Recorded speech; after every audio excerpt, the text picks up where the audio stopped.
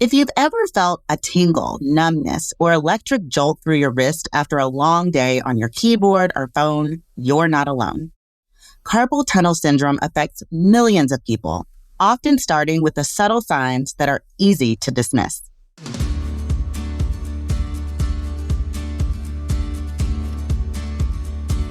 Welcome to the Healthier You podcast. I'm Dr. Ashlee Williams, and today I'm joined by Dr. Nikhil Oak, a board-certified orthopedist here at Kaiser Permanente, to discuss what's really happening inside the wrist, the habits that may be making things worse, what you can do to relieve symptoms, and how to know when it's time to see a specialist.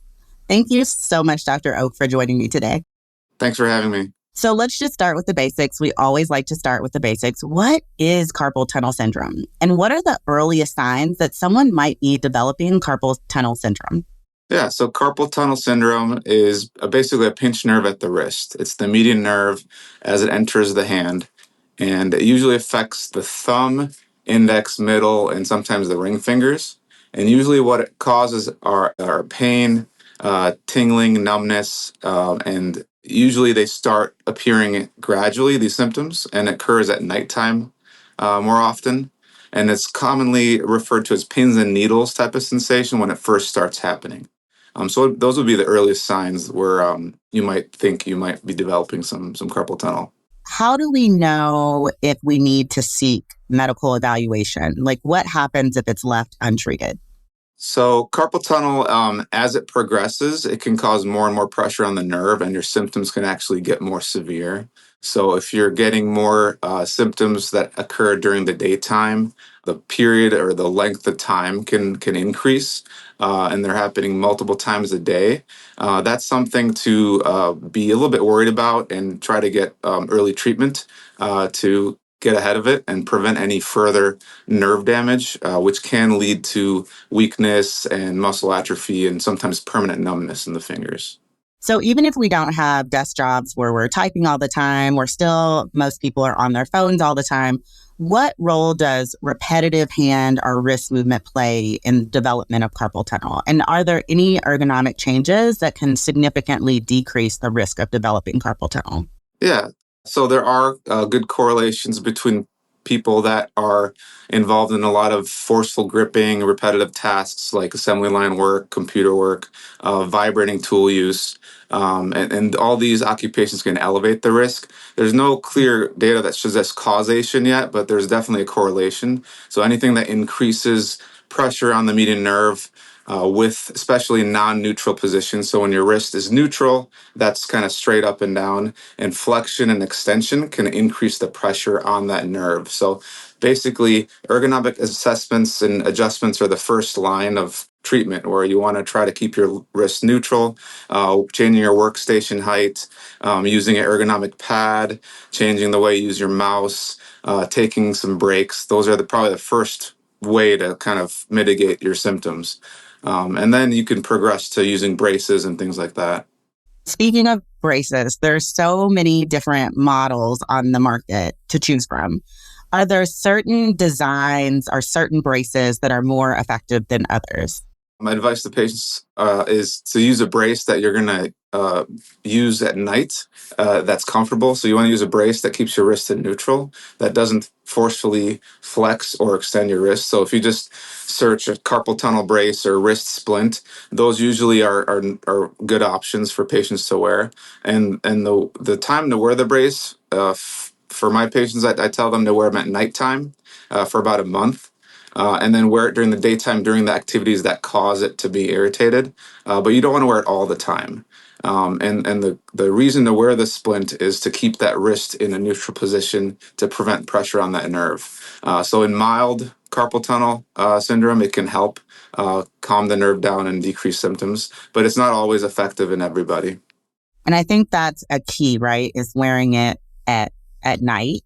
I think a lot of people don't know that it's more important to wear it at night, and that it does take a while for the symptoms improve. It's not like if you wear it for a couple of weeks, your symptoms are going to get better, right? Right. You have to just be consistent with it. And usually I say 4 to 6 weeks, be very regular, try it every day. And then after that period of time, if it keeps bothering you, then you definitely should come in and get evaluated.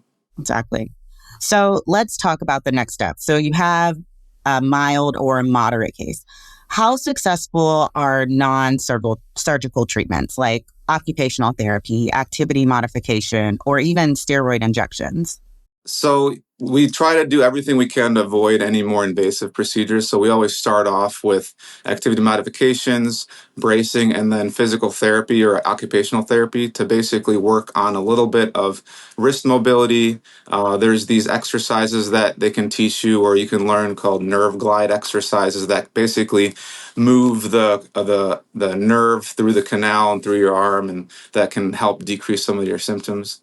So these are all things we want to try first. And then if you continue to have symptoms or symptoms progress or are very severe, some patients are candidates for a steroid injection. And the steroid injection is pretty successful in the short term. And in milder cases, it can give long-term relief. But the effect of the steroid basically causes the pressure in the nerve to decrease, and that allows that nerve to work better. But it's variable in terms of how long that shot can last. Some of the studies that look at longer term data show 30 to 60% of patients, end up needing something else in the future. But at least in the short term, 3 to 6 months, the shot is a good option. So let's say the shot doesn't work. You've done everything you can. You wore the brace, you've done the physical or occupational therapy, and you have to get surgery. What is the typical recovery period like after surgery? And what factors influence a normal return of wrist function? So surgery is outpatient. So you would go home the same day surgery. You can use your hand for light use right away. So my office workers are usually back to work within a day or two, as long as they're not doing a lot of heavy lifting and manual labor. So that would be the main consideration for return to work, is what kind of occupation they have, and also how severe their symptoms are to begin with. So if someone is coming to me with very severe numbness, burning pain, muscle weakness, it's going to take longer for them to recover. But most moderate cases, people are able to do light duty work within a couple weeks. And in terms of grip strength and kind of manual labor, it's usually about 4 to 6 weeks off before they can go back to their regular occupation. But that nerve, it's the recovery is variable. So depending on how compressed it was or how long it was compressed, it can take more or less time to recover. Very rarely do people have permanent nerve damage, and in most cases, people do improve after the surgery. And that's true. Everyone is different.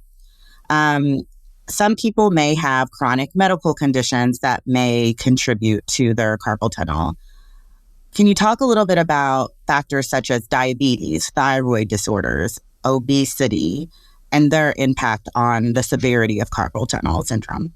Good question. So those three conditions you just listed are kind of the main comorbidities that can increase the severity or risk of carpal tunnel. So diabetes, it can basically cause inflammation and increase glycosylation in the tissues, and it can make the wrist stiffer and more prone to inflammation. And that can lead to pressure on the nerve. And diabetic nerves are in general more sensitive. So if you've heard of diabetic neuropathy, that can go hand in hand with some carpal tunnel syndrome, and that can make the severity a little bit worse or the recovery after surgery worse. Other conditions like thyroid disease, like hypothyroidism, can cause fluid retention, and that can cause tissue swelling, and that can increase your nerve compression. So those are two conditions that cause worsening of severity. And then obesity is another kind of independent risk factor that can kind of increase the prevalence of carpal tunnel. It's unclear exactly the mechanism, but some people think it's increased tissue pressure in the canal and thickening sheath lining on the tendons that can cause pressure on the nerve. But there's definitely a correlation between obesity, BMI, and carpal tunnel.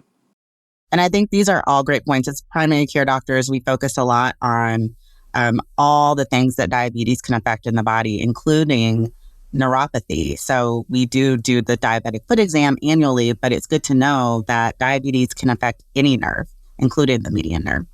So thank you so much for this great information, Dr. Oak. We learned a lot about carpal tunnel syndrome and treatment options available. Here are the top takeaways. 1, identify symptoms early. Gradual nighttime tingling, numbness, or pins and needles in the thumb and first 3 fingers can be the first warning signals and signs of carpal tunnel syndrome. 2, prioritize ergonomics by keeping wrists in a neutral position, optimizing your workstation setup, and taking regular breaks to reduce unnecessary pressure on the median nerve. 3, start with conservative management, including nighttime wrist bracing, nerve glide exercises, activity modification, and anti-inflammatory medications. Don't delay treatment. Ongoing chronic pressure on the median nerve can lead to permanent nerve damage, weakness, and muscle loss in the hand. If symptoms persist despite conservative care, an evaluation can help determine whether injections or surgery are needed to prevent long-term complications. For more information from our experts, visit kp.org/doctor and listen to more episodes of Healthier You wherever you get your podcast. If you enjoyed this episode, be sure to subscribe and share it with others. Have questions or health topics you'd like to address in future episodes? Let us know in the comments. Thank you. And from all of us at Kaiser Permanente, be well.